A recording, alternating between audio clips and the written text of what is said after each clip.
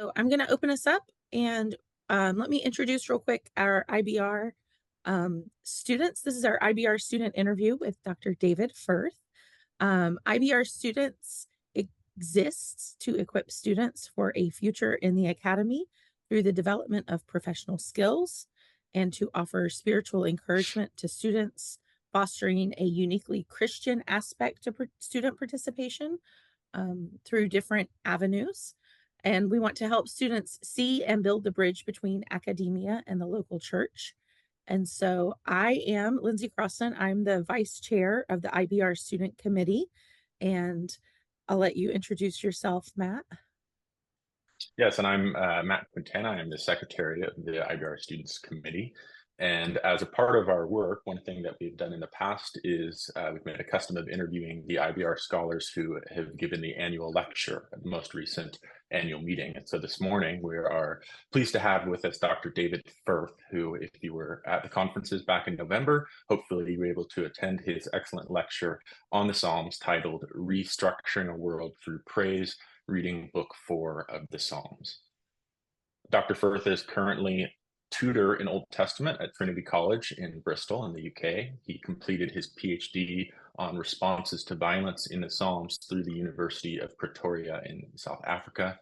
His academic work is focused on the interface of poetics and ethics within the Old Testament, and he's concentrated particularly on the books of the former prophets, Joshua, Judges, Samuel, and Kings, as well as Esther and the Psalms. In addition to numerous journal articles and essays, Dr. Firth is the author of several books and commentaries, such as Including the Stranger, Foreigners, and the Former Prophets in the New Studies in Biblical Theology series, as well as major commentary contributions on 1st and 2nd Samuel and the Apollos Old Testament series, and on Joshua in the Evangelical Biblical Theology series. He's also edited several volumes, including a series of helpful volumes on issues and approaches related to interpreting Deuteronomy, Psalms, the Wisdom Literature, and Isaiah, which I happen to have the Isaiah volume here in my here with me. And most recently, he's edited 2 volumes with Brittany Melton on reading Esther intertextually and reading the Book of the 12 Minor Prophets, both published in 2022. Currently, Dr. Firth is a series editor of the Tyndale Old Testament Commentary series and a co-editor of the Baker Commentary on the Historical Books with Lissa Ray Beale.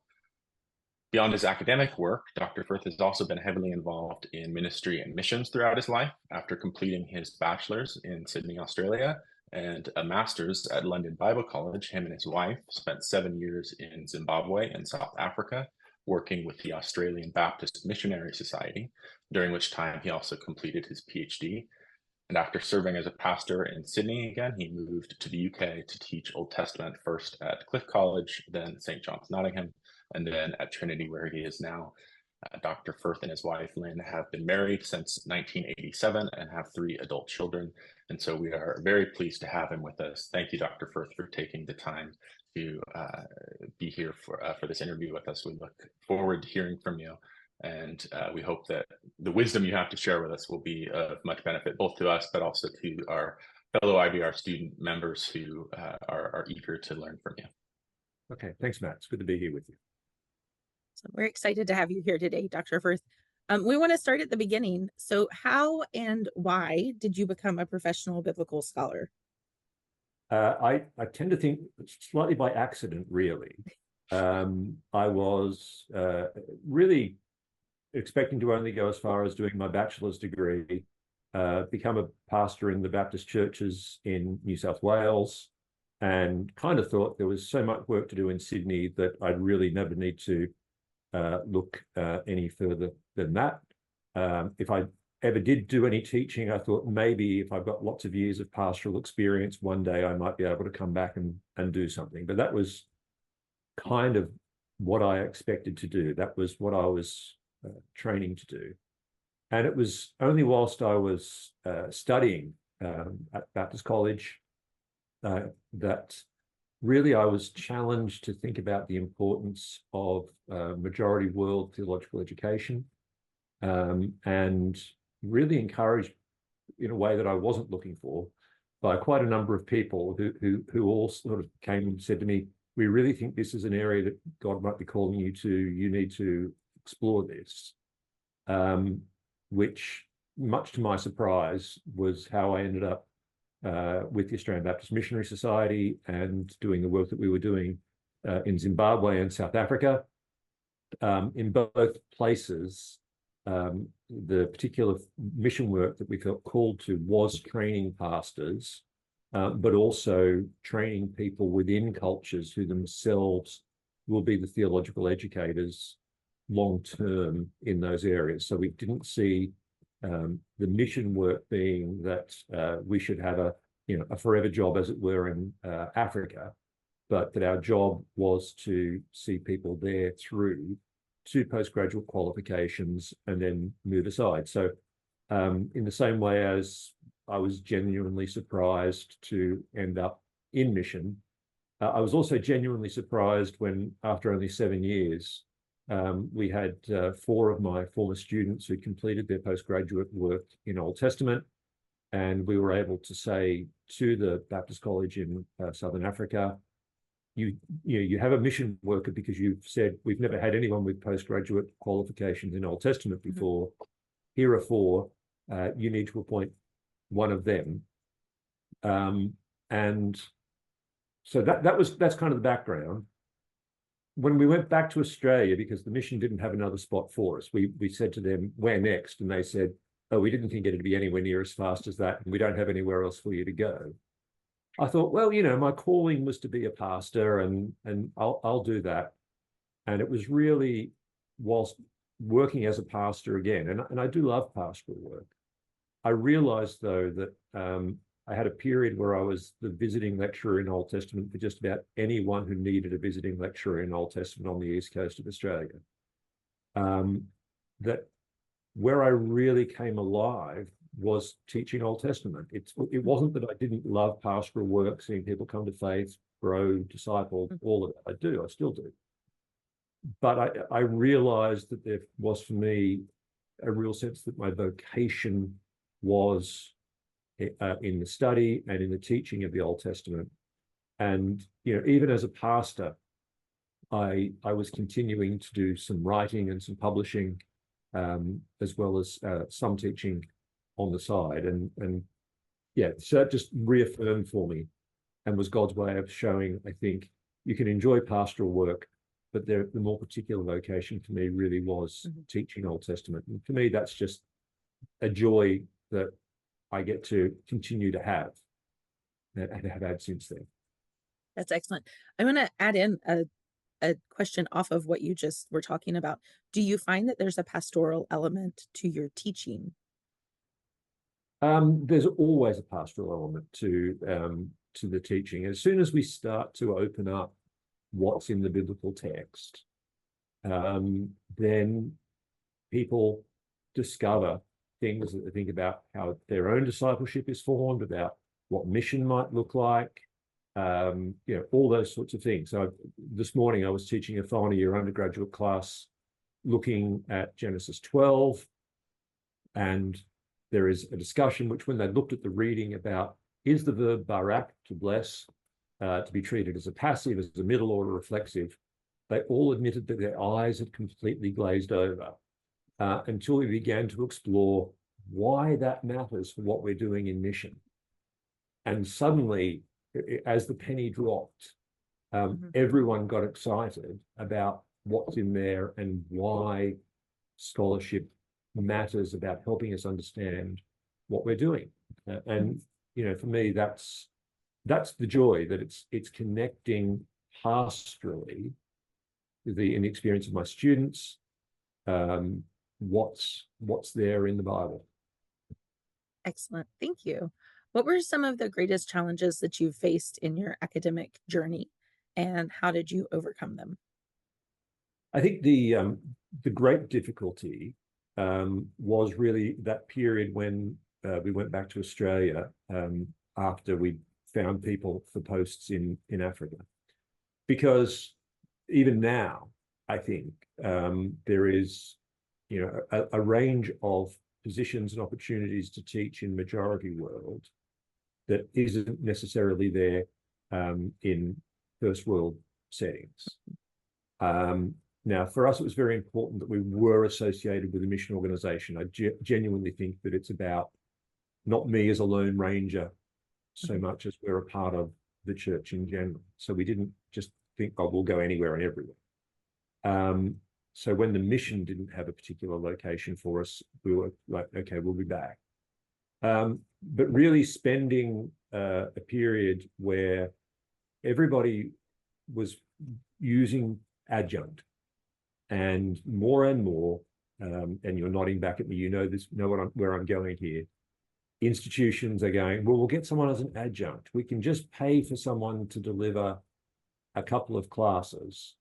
And once institutions kind of buy into that idea that as teachers, we're just there to provide content and then move on, rather than seeing that what we are doing as teachers is forming people in the round in their discipleship, then we become displaced from what I think the vocation of Christian scholarship is about, to being content deliverers, which is kind of what a secular university might think of us.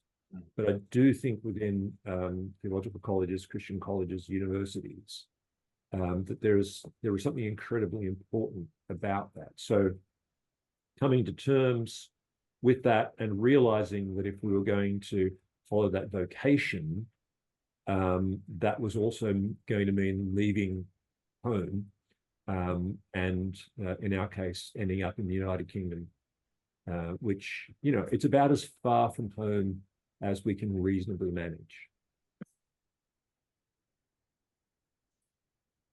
Are your kids back in Australia and New Zealand, or are they? No, they're all settled in the UK. Oh, okay. Well, that's something. Yeah. I mean, only 100 miles away rather than 12,000. So yeah. I say that as I relocated for college, and so I understand family being far away. So yeah. What are some of the main issues or challenges that you believe the upcoming generation of evangelical scholars will have to face, either professionally, spiritually, politically, or in other ways? Well, I think professionally, what I have had as my experience is getting worse. The adjunctization, is that a word? Anyway, that'll do. Shakespeare could make up words, you can.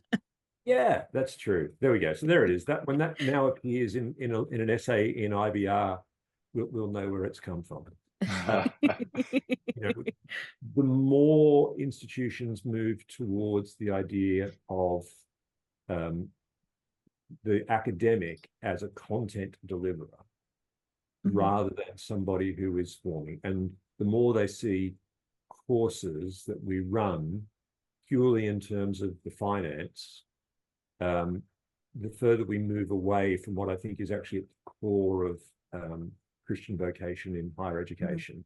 Now, just to say, my original training before theology was accountancy, so I understand the financial pressures that lead to that, and the sort of, well, you can't have everything until it's perfect might also be the thing that's a problem. We've got to negotiate a way that moves between it's got to be perfect or else we can't do it, in which case we might not do anything, to well, this is cheap and we can get away with it, and it's what everyone else is doing, which I think is also problematic.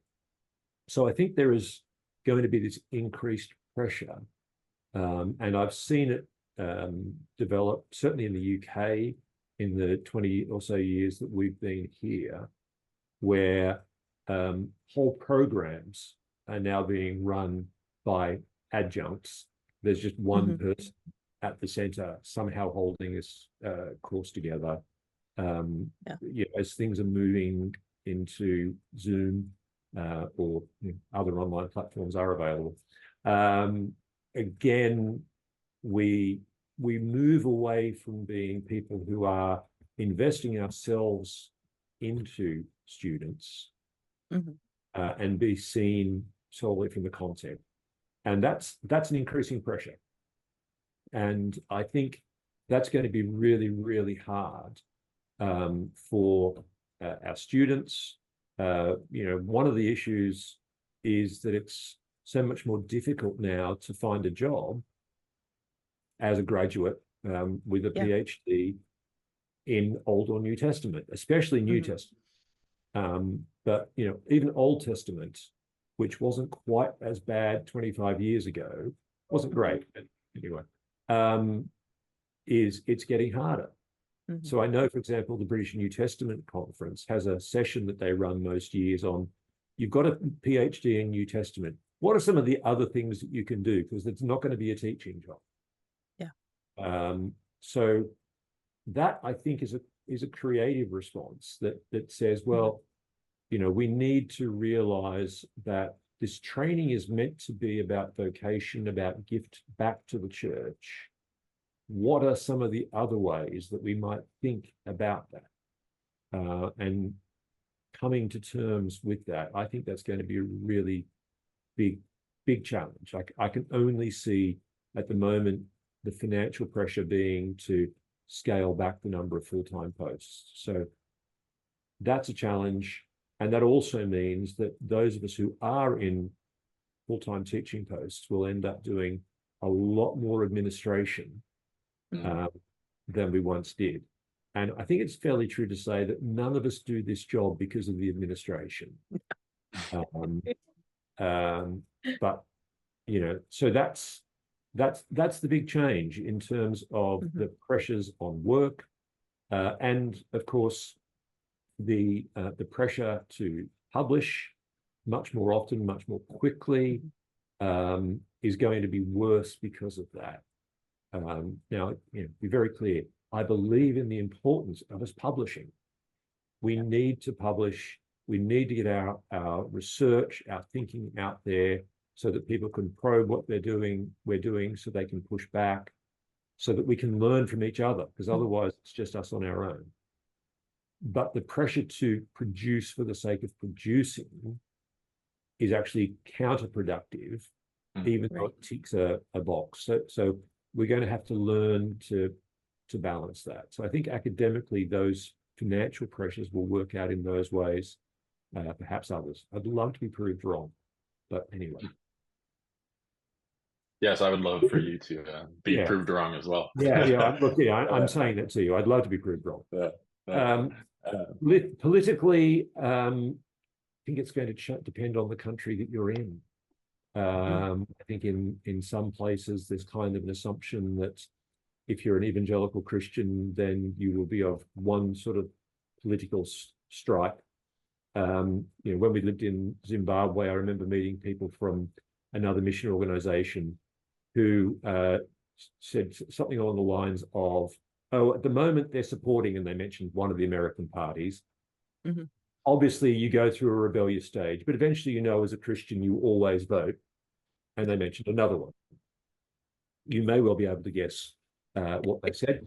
But anyway, we'll leave it at that. And there's this I tease my Bible study people all the time that they will be very surprised to find people of the opposite political party in heaven when they get there. Yeah. It turns out God's okay with Republicans and Democrats. Right? With Tories and Labour. Because we're all sinners who need the grace of God. Amen. Anyway, but there's going to be those sort of political pressures that we are meant to conform to certain things. And if we're reading scripture and saying it doesn't sit well with that, it becomes very difficult to speak. But of course, that's why we need to understand part of the work of the prophets. It may well have been comforting the afflicted, but it was also afflicting the comfortable about where things needed to change. Spiritually, I think it's the danger that scholarship has always had.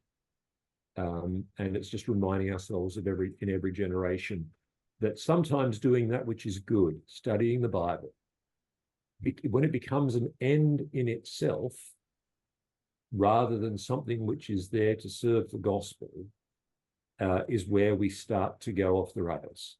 And we lose sight of why it is that God calls us to this sort of work. But that, you can trace that back. Malachi is telling the priests, you've got the sacrifices, you've got all the chance to know this, but you've got the things around the wrong way. So, that spiritual challenge can be traced back into the Old Testament and earlier than Malachi, but Malachi is a very clear example of that. So I think that spiritual challenge doesn't go away. And one of the really important things about being evangelicals who are committed to theological study, biblical study, is to ask ourselves, what's the impact of this on gospel? How do I ground what I'm doing? I think that's really important. Doesn't mean, though, that we therefore exclude what we might call pure research questions where you don't know where that's going to be. We need space for those as well. Yeah. So I think those will be the main challenges. Excellent. Thank you, Dr. Firth. All right. Yes, thank you. That last answer is a really good segue into this next question, as we want to focus a little bit on the spiritual life and the academy as part of our goal in IBR Students, to really encourage fellow students in not only their academic work, but in their personal spiritual life and walk with the Lord in the midst of that. And so can you speak a little bit to how you understand the relationship between your scholarship and your spiritual life? And what is challenging about that? What is rewarding about the close connection between the two? And how have you navigated that throughout your career? Yeah, one of the things, my students often ask me, do we have to think about the Bible in the way that you're talking about? And I very quickly discovered that there is something far richer in stop not asking the question, what is God saying to me, is my first question when I read the Bible. That actually my first question ought to be the questions of exegesis. What could this text have been saying, as best as I can reconstruct that in the past, to realize that when I read the Bible, I am actually standing in a long tradition of people who have read this text, and that this text needs always to have spoken into the lived experience of God's people.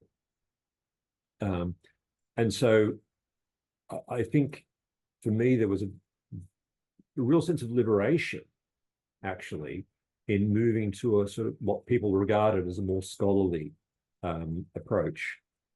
Although I like to think, as I'm reading even the New Testament, which as an Old Testament scholar, I can now let you know, because you're not my undergraduate students, I do read the New Testament. And I read someone like Paul, and he clearly knew his way around the exegesis of the Old Testament. And it's on the basis of that he is making his arguments. And that's true of the other writers in the New Testament as well.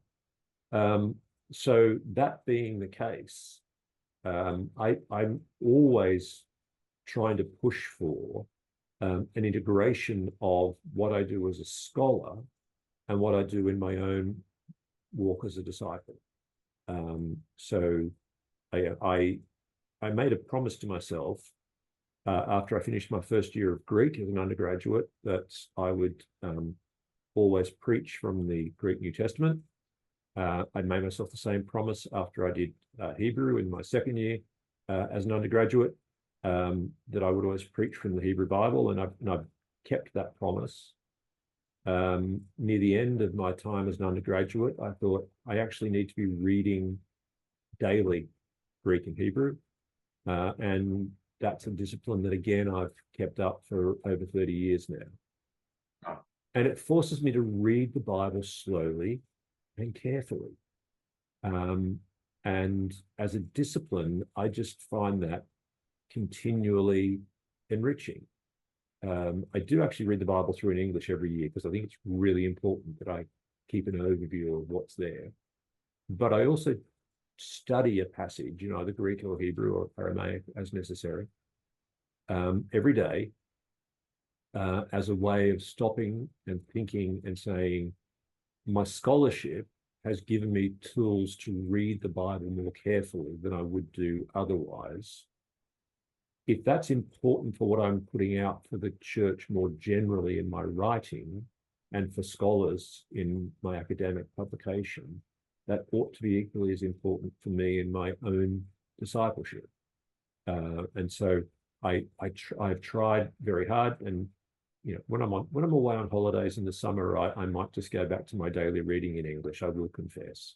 But otherwise, I try and integrate those things. So because for me, that integration is really enriching, and in things like commentary writing, which might seem like hard work, and it is, but it's also incredibly enriching because again, it's putting together those things which I do as a part of my devotional life, my spiritual life, but it is also forming what I am doing in my scholarship, so that I'm not wanting a division between the two. That's excellent. I appreciate hearing about that personal side. And is there anything that has been challenging, would you say, in maintaining that throughout, your career? Maybe you have a really heavy teaching load one semester, and you feel pressed to get that time in Greek and Hebrew every day. Or what other challenges have you faced? I mean, time is always the problem. And in the last term here, I had some Tuesdays where I was teaching 7 hours straight every day. So I'd arrive, I'd go to morning chapel. We have chapel every morning, and then I would be teaching until 5:30 in the afternoon.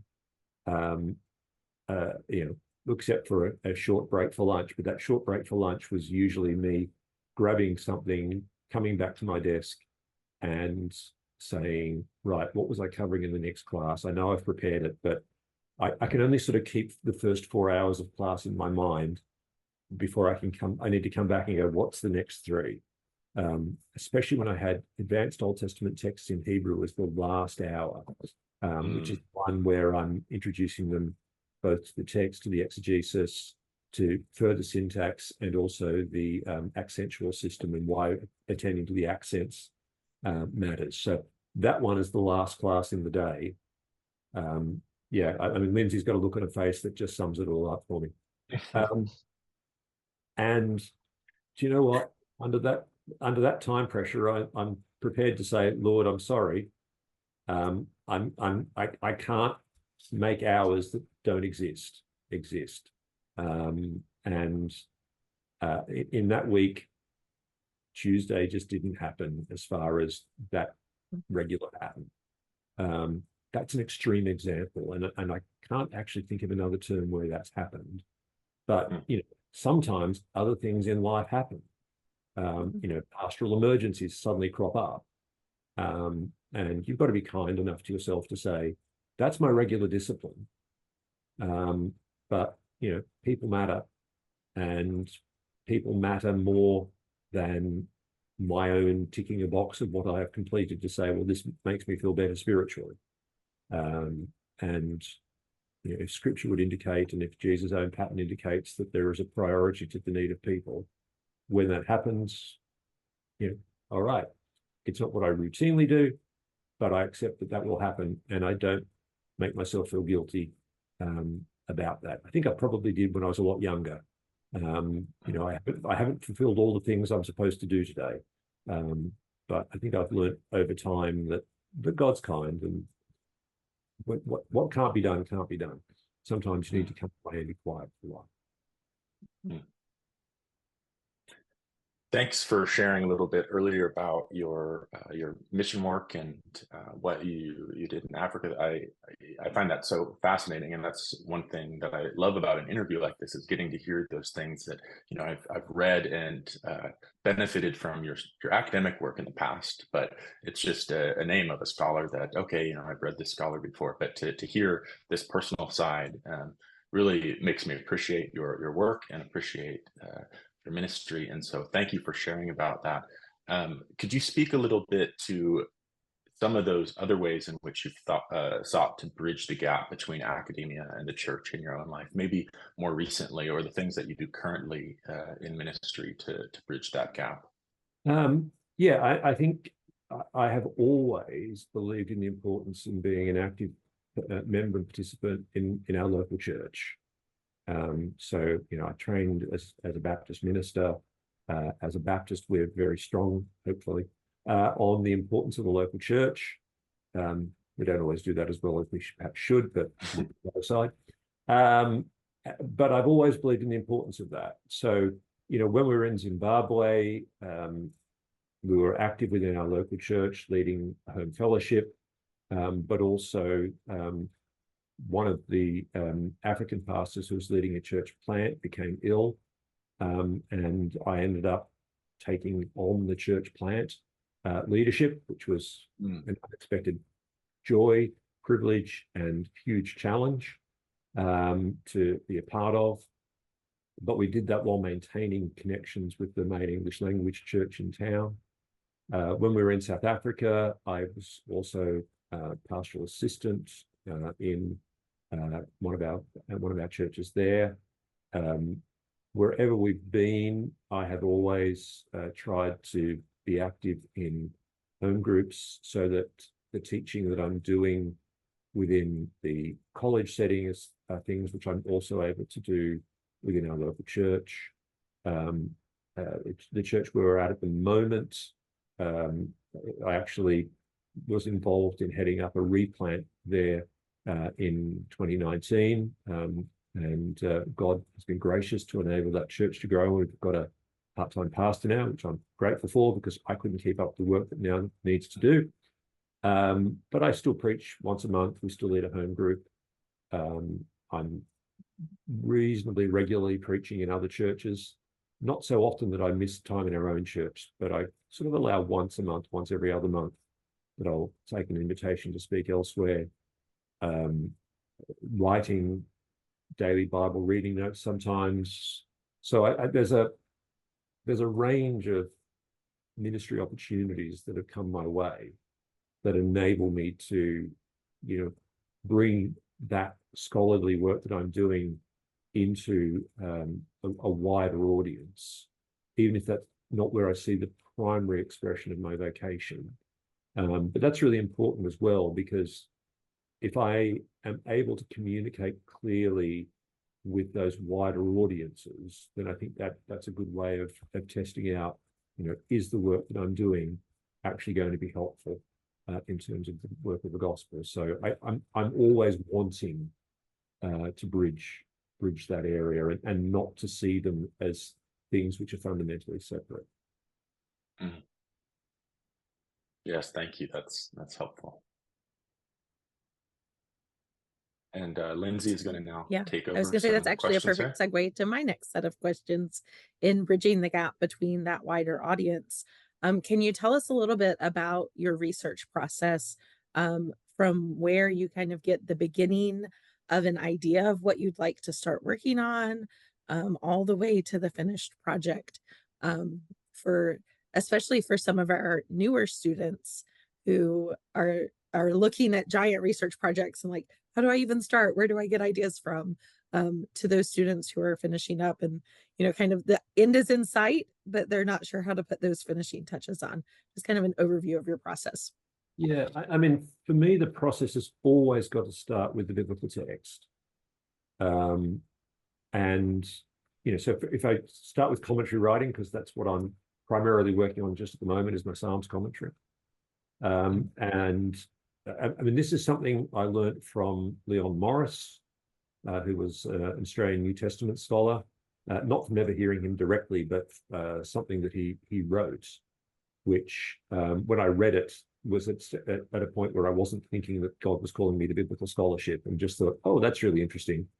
But it stuck with me, which I'm very grateful for, which is that Leon spoke about how when he's writing a commentary, he tries not to look at any other scholarship until he's worked through the biblical text himself. And you know, in commentary writing, I'm always trying to do my own translation, text critical notes, a first draft, as much as possible, just me and the text. And that for me is really important, because it means I'm letting the text itself set the agenda for the questions I need to explore, the issues I need to understand, and so on. Now, sometimes, as we'll all understand, even in that process, I'll come across some text critical issue, for example, and I'll sit there and think to myself, I have no idea how to get past this one. And immediately you go, well, okay, at this point, saying I'm going to be, again, like finding time for my readings, being stubborn and going, that's my process. You can't look at anything until you've sort of at yourselves. No. But it means that I know why there's a problem before I'm looking at any secondary sources. And I'm looking for those secondary sources to address the problem that I'm seeing.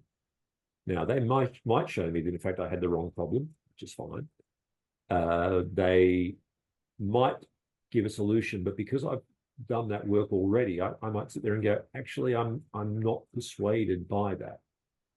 Whereas if you start with the secondary sources, psychologically, you're sort of shaped to think that's what I should be thinking about. And everyone else is judged more or less against that secondary source that you've read first, because that's obviously the one that's right. Right.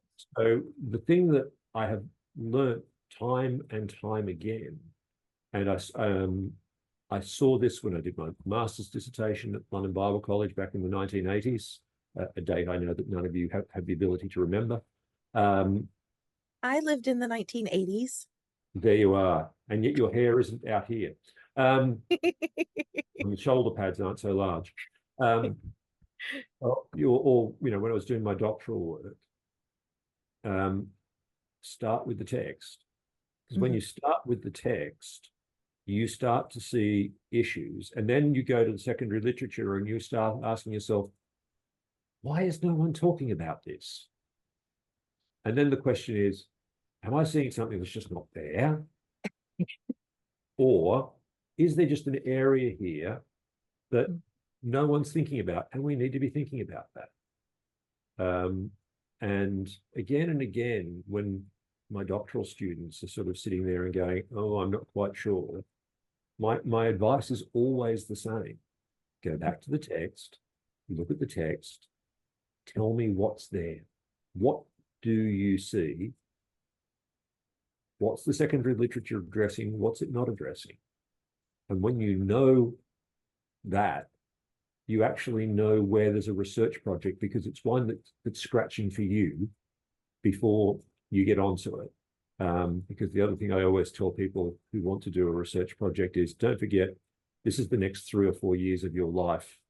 It's got to get you up in the morning when you're into that sort of 2/3 of the way through, when you're starting to think, I can't possibly finish this. I can't possibly have anything left original to say, because by now you're so familiar with the problem, you forgot that no one had seen it before you started exploring it. And carry that through. So always you come back to the biblical text. And when you're trying to polish what you're saying, you've always got to come back and say, I have to know the secondary literature, but I mustn't be controlled by it. I must come back and say, how is this helping me explore this text better? And or this theme in the texts. There might be, a range of texts that we're looking at. And that I've never yet had a student who hasn't been able to work their way through by following that process. Whereas whenever they start with, oh, I need to read all the secondary literature on the covenant, for example.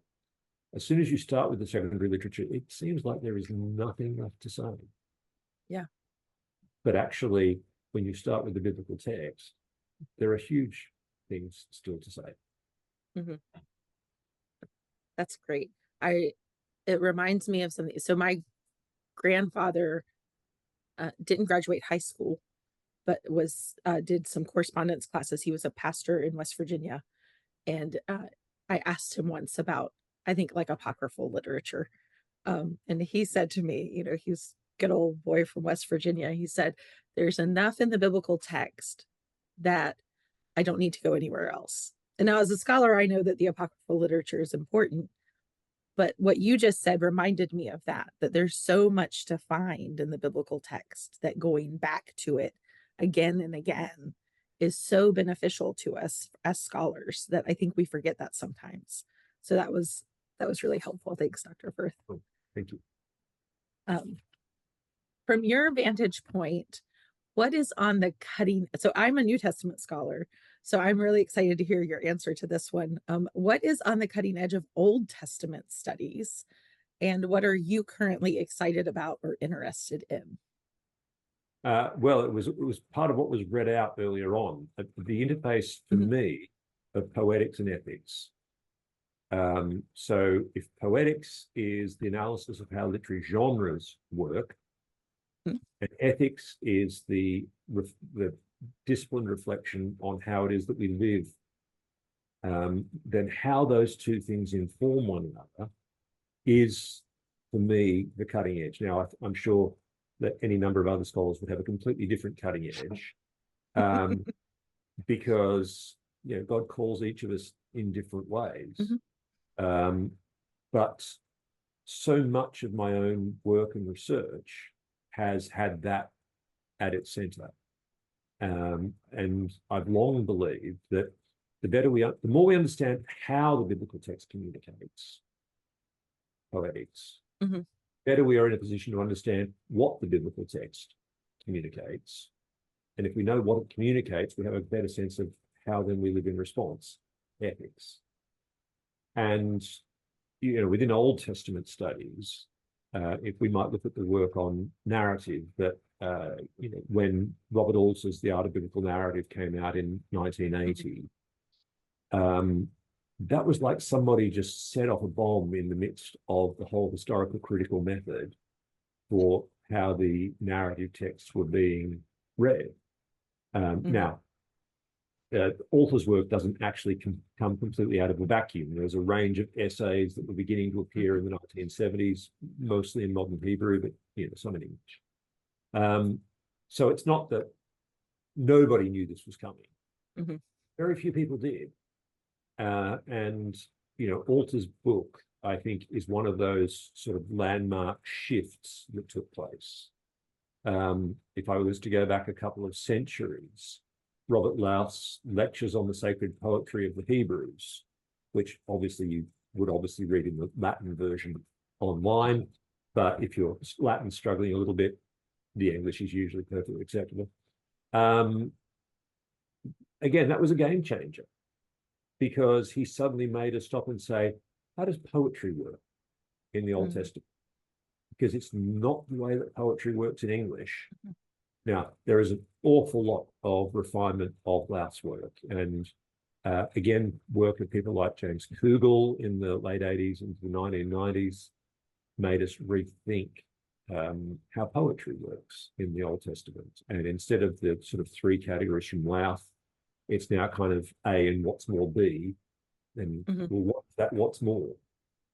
And then, of course, sometimes we can then have this so refined that we end up writing a thing where I've identified the anadiplosis, which is built on the enjambment that we have in this particular text, creating the terrace patterning of the parallelism that is identifiable in lines 3b gamma through to 4a delta. I'm actually thinking of a sentence which I saw was not entirely removed from that, where the language itself can become so off-putting to anybody. Right. Now, having said that, it does us no harm to understand all of that as scholars, because each of those things that I just mentioned are important devices, and the devices that the poets use are important to what they're communicating. So it is a great value for us as scholars to understand those things, although I do think we need to find clearer ways of writing about them, even when we're writing for other scholars at times. I think that's along the way there. So I think that area of poetics is an area where there's great developments in how narrative works in the Old Testament, how poetry works in the Old Testament, how things like law, we can speak of law even as Torah, it's with all its wisdom elements, even if there is such a thing as wisdom, given that Will Kynes announced its obituary a few years back. But all of that, we're asking ourselves questions about how do these texts communicate, and forcing ourselves to rethink all of that, not to throw everything out that we already know, as if somehow that's going to be a good thing, but to realize that so often we end up bringing across our own cultural conventions, patterns, and subconsciously imposing them on the biblical text. And so I'm really, really interested in a deeper understanding of the Old Testament's poetics, narrative and poetry especially. But as I said, then with, all right, how then does this help me live? How then does this shape communities which are seeking to be faithful to Christ? That's excellent. Thank you. Before kind of we branching. Sorry, I was just going to say I want to before branch. we move on. Yeah, but I was I going want to to ask branch off. about his. Okay, sorry, you go. We both have questions. We love your work, Dr. Firth. I'll answer one of them. I'll just find out what the question is. Okay, so in branching off of that, in a society where society is moving so much toward, we joke among my friends almost that we're going back to pictographs with all the emojis and such. Archaeologists 1,000 years from now will say, what happened to language? How do you see poetics and your work with poetics maybe affecting on a popular level eventually that understanding of how the biblical text shapes us and forms us in a society where we're moving toward a more visual culture and a more oral culture as opposed to a more literary culture? I'm not 100% sure that we're giving up being a literary culture. I traveled in on the bus every day last week, and although I was the weird one who had a physical book in hand a couple of times, pretty much everyone was engaging with text. It was the type of text, I think, that that was different. That people are looking at very, very short texts. Obviously, yes, emojis. At some stage, we're going to need a new Rosetta Stone to, have the emojis, have the demotic, and then we'll hopefully have the English below, so it can go, oh, that's what those emojis mean. That would help. So I think also, even when we look at, for example, long-form television, which people spend a lot of time watching despite being time poor, apparently, that's still a text. Oh, it's just that the ways in which we understand texts needs to change. I think the work of the French narratologist Gerard Ginet, who's been very important for me in my own understanding of the narrative work of the Old Testament. Not that I simply want to take his model, but he reminds me of some really important questions that I can ask that it wouldn't have occurred to me to ask otherwise. And one of the things that he emphasizes is that the idea of what is a text has always been under challenge, because if we go, you're right, we go back far enough. For most people, the text of Scripture was something that they heard.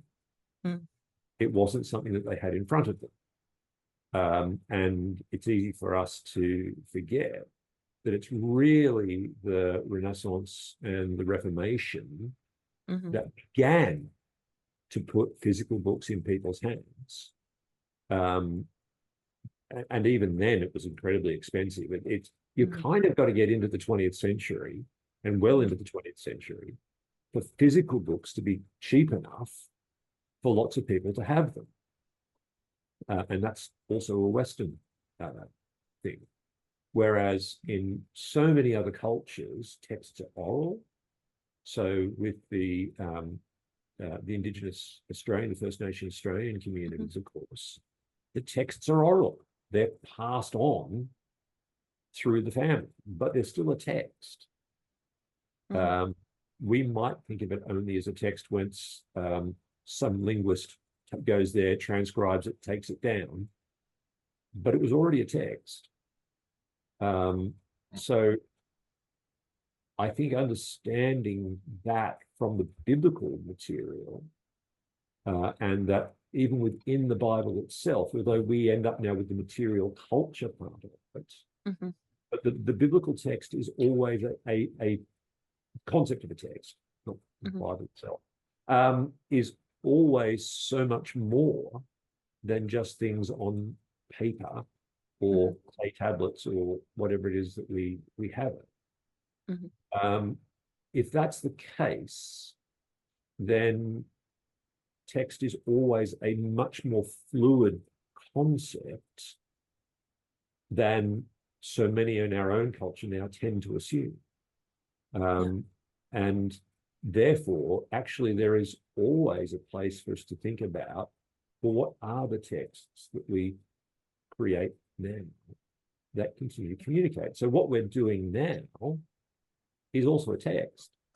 You're going to post this, and people who are having trouble sleeping at night will watch it and go, okay, David Firth put me to sleep. That's good.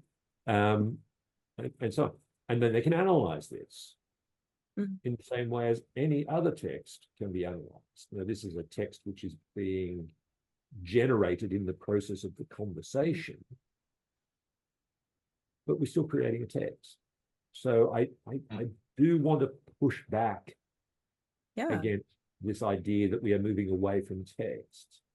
We're moving away from one form of text, which historically is a form of text that has been dominant for only a very small portion of human history.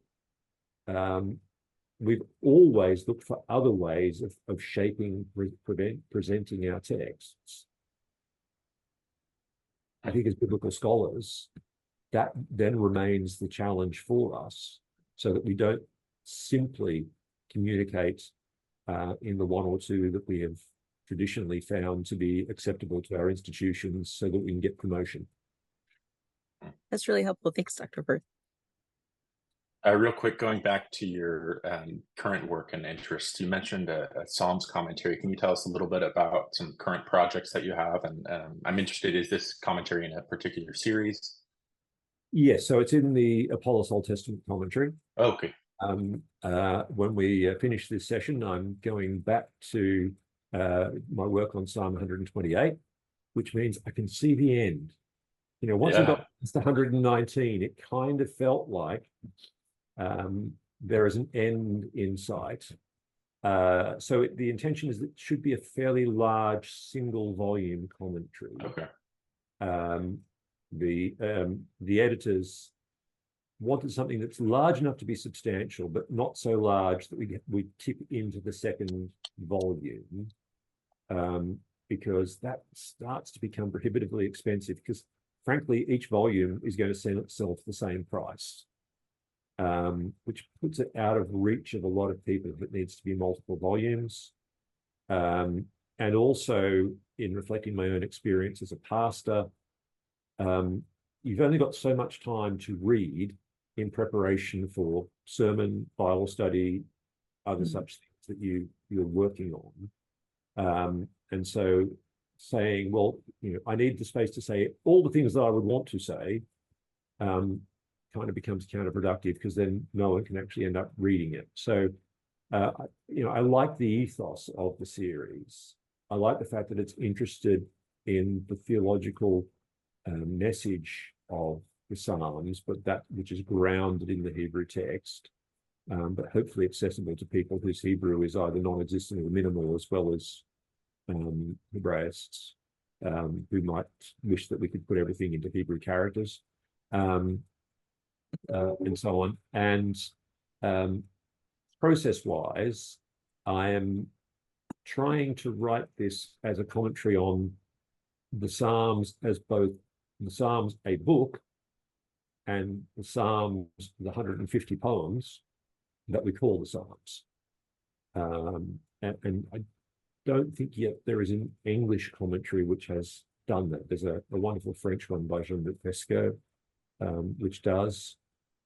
Oswald and Zenga, had they survived to write their third volume. Also, although they've got a shorter 3-volume commentary in German, which does. But I don't really think that's been done yet in English. So I'm trying to recognize that being asked to write on the Psalms is an ambiguous task. Am I writing on each 100 or 150, or am I writing on the Psalms, meaning the book? Mm. Excellent. That's very exciting. Definitely look forward to that one. Indeed. All right. Our last research question for you is, what advice would you give someone who is just starting out in a new program, either a master's student and or a PhD student?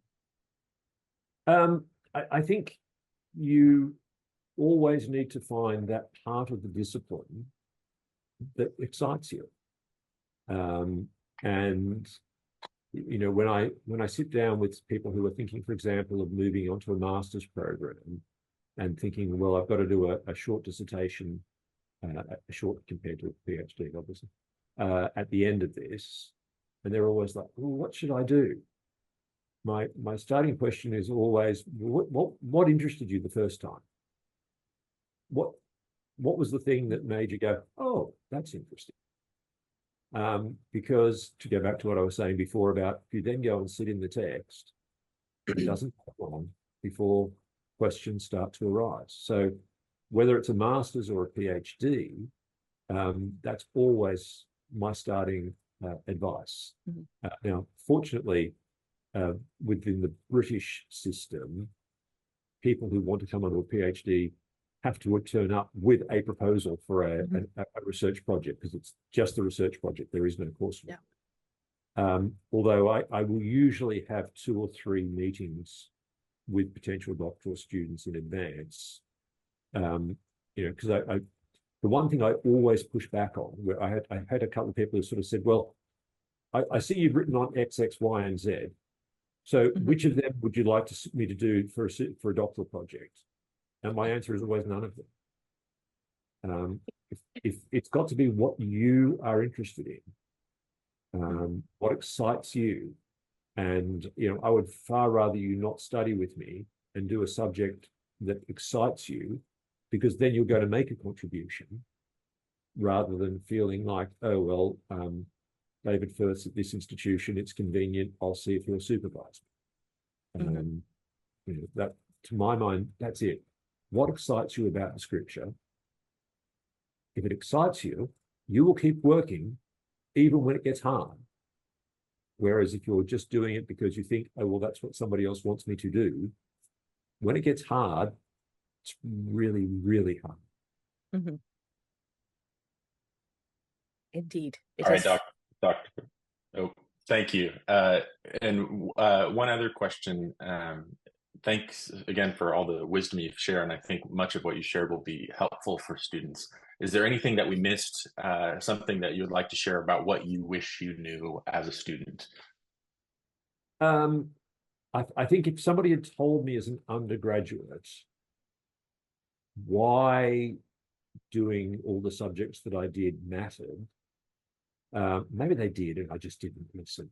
So maybe it was more that I should have listened harder, as to why everything that I was doing mattered, that had been thought through and was there for a reason. It wasn't just ticking boxes for the sake of ticking boxes. But also, I'm so grateful to the people who encouraged me to do the biblical languages. We had to do Greek in those days, not now. And I remember there was 35 people or thereabouts in my year group who we all got through our year of Greek. I think about 33 of them said, well, that's good, I got through that, I won't be doing that again. And there was 2 of us who said, oh, if we did a year of Greek, we really ought to do Hebrew. And sort of turned up to this very, very small Hebrew class. And I think people thought we were a bit weird for doing that. but I'm so thankful that I did that. Not because I wasn't expecting to be a biblical scholar. I just thought it's got to be good to know Hebrew. And I am so grateful really for those who encouraged me and saw that possibility in me. So, listen to those who are mentors, who are going to pray for you, who are going to support you. If you do find yourself involved in scholarship, the other thing, of course, is always to look for the emerging scholars who you can support and encourage. I am so thankful. We haven't really touched on this. I am so thankful for people like Gordon Wenham when we moved to the UK, who saw things in me that I wouldn't have thought were there. I still don't think are there, but anyway, that's the imposter syndrome we all have. And encouraged me and sought out opportunity for me. I mentioned Gordon in particular, but there were others as well. And I am, really, really thankful for that. And so if God is kind enough to create those opportunities for you in scholarship, remember that in terms of the work of the mission, it doesn't end with each of us. And, in 1 Timothy 2:2, Paul talks about, the things you have heard from me, pass on to others who will be qualified to teach others also. And for me, that was the principle that we went to Africa with. But I realized that people have kept applying that in my life, even after I had the PhD and it was working. And that for me has been really, really important. And so I'd encourage you to see those who will continue to mentor you, and also to see the opportunity to continue to be mentoring others as you grow in your own scholarship. Thank you. That's excellent. And to conclude, we have what we're going to call a lightning round with a few fun sort of questions we'd like to ask you. They don't have to be rehearsed answers, just the first thing that kind of comes to mind. And so Lindsay and I are gonna alternate here. So if you were to teach a class on something non-academic or outside of your field, what could you teach us to do? What can I teach you to do? Oh my goodness. I think loving the arts as something that God has given to us. When I'm working, I always have music on in the background, a whole range of different kinds, except for country and western. I've never quite got that particular one. It's that scene in the Blues Brothers where they do both kinds, country and western. Maybe that's done me in. But to say that God has given us an appreciation of the aesthetics, this is not some sort of optional extra. Every culture has means of appreciating aesthetics. Learn from that and let that enrich who you are. Do you have a favorite breakfast food? Maybe you've fully adapted to the UK to the British breakfast. I don't know. Oh no, a cooked breakfast is too much. I can't manage that. Either a bowl of granola, or some toast and Vegemite. Still get Vegemite, of course, as long as the coffee's good. A truly Australian answer. You mentioned the art of biblical narrative earlier. Is there another, or is what's the most important book in your field that's been released in the last 50 years? The most important book in the field in the last 50 years. It may well be the art of biblical narrative, because it so radically changed what was possible in Old Testament scholarship.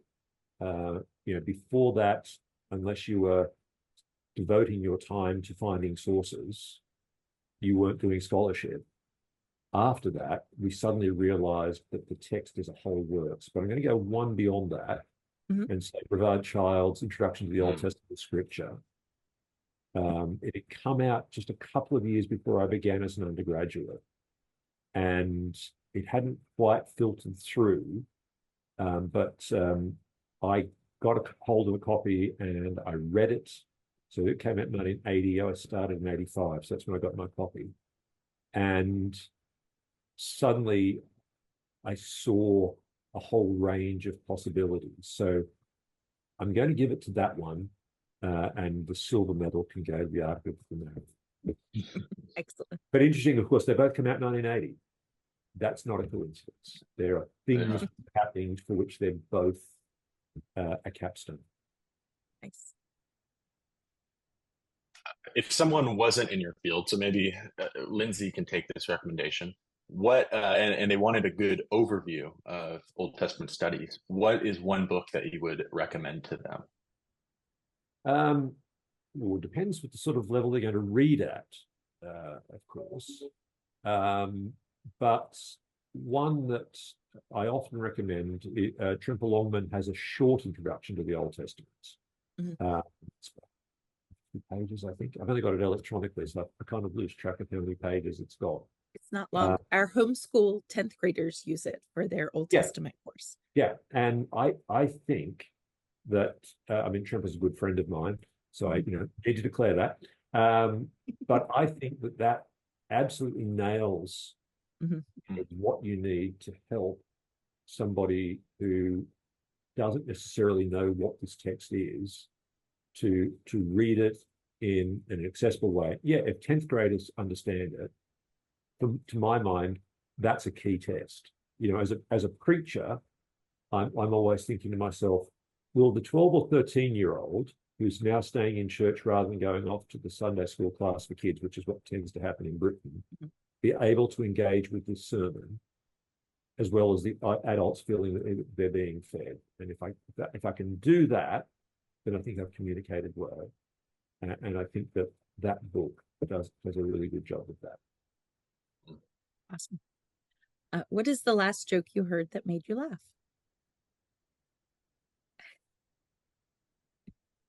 Or what's a good joke that makes you laugh? Oh, goodness me. I'm sure I heard something this morning on the radio, but it's gone completely out of my head. Jokes don't stick with me. So, okay. No, dad jokes. I laugh at a good joke, but don't ask me to tell it. Okay.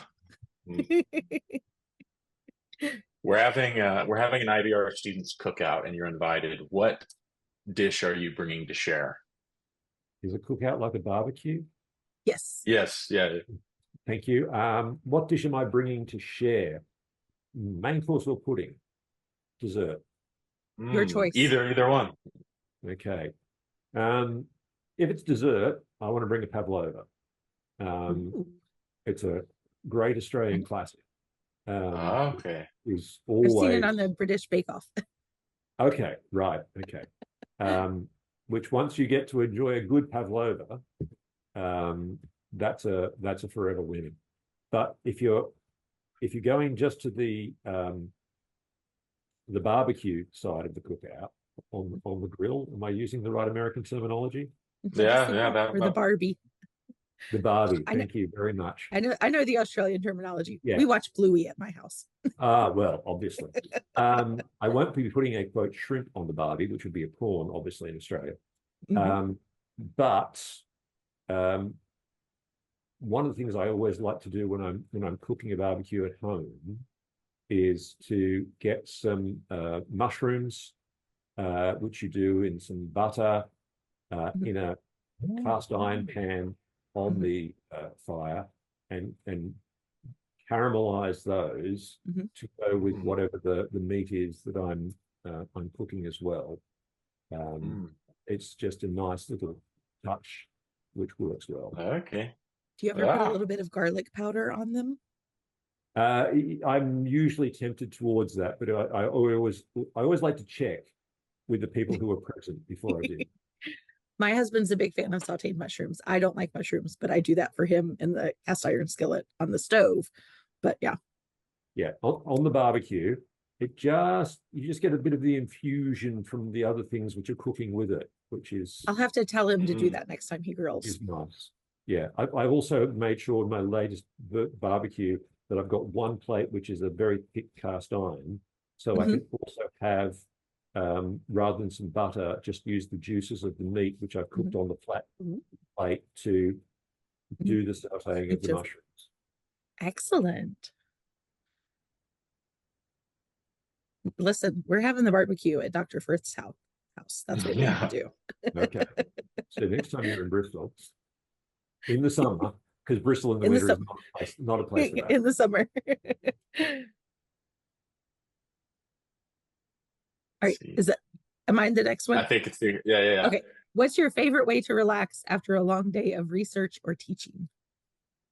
I love just sitting with my wife. We'll do a crossword together. I'll just pick up my guitar and play. Or if I'm feeling a bit bluegrass, I'll get my mandolin out and just bluegrass. Enjoying just a bit of music that I play, or I'll put some music on to listen. That's the sort of thing that I really enjoy. But otherwise, my absolute favorite thing on the weekend is my wife and I will just go out for cappuccino on a Saturday morning, and that's quiet, chill for an evening. Nice. So last question then. It sounds like you're a big music lover, and so do you have a playlist that gets you going for the work for the day or for writing? And if so, what are 3 songs or maybe 3 artists that are on it? Oh my goodness. Right, I've got about 7,000 songs loaded onto my system, and for the most part, I do put it onto shuffle to give myself the experience of not knowing what's coming next. I actually quite like that. So, if I get something new, then I'll listen to it all the way through. So I don't want to pick any one song or one track over another. I love jazz. I love blues. I like a lot of bluegrass. I like a lot of forms of rock, prog rock of certain types. The sort of prog rock that spends 22 minutes looking for a chord, I'm not quite so excited about, but yeah. Classical as well. So I started this morning with a live government mule track, Afro Blue, which is kind of a 27-minute jazz, which clearly references Miles Davis as a kind of blue along the way. That was followed by part of the Peer Gynt suite, and then a bit of Led Zeppelin. So, you've got a eclectic mix. That's it. And yeah, apart from when I'm wanting to stop and pray and read my Bible, then I need silence, because otherwise the music's too distracting. Well, that brings us to a close. Thank you again, Dr. Firth, for sharing your time with us and sharing your insights. We'd really appreciate it. If you haven't read any of Dr. Firth's work, I really encourage you to do so. Again, he's got a couple of great commentaries, and we look forward to your future work. Thank you again, and we wish you blessings on your teaching and your scholarship. Thank you for sharing your time with us. Lord bless you in your research and work as well. Have a great day. And you.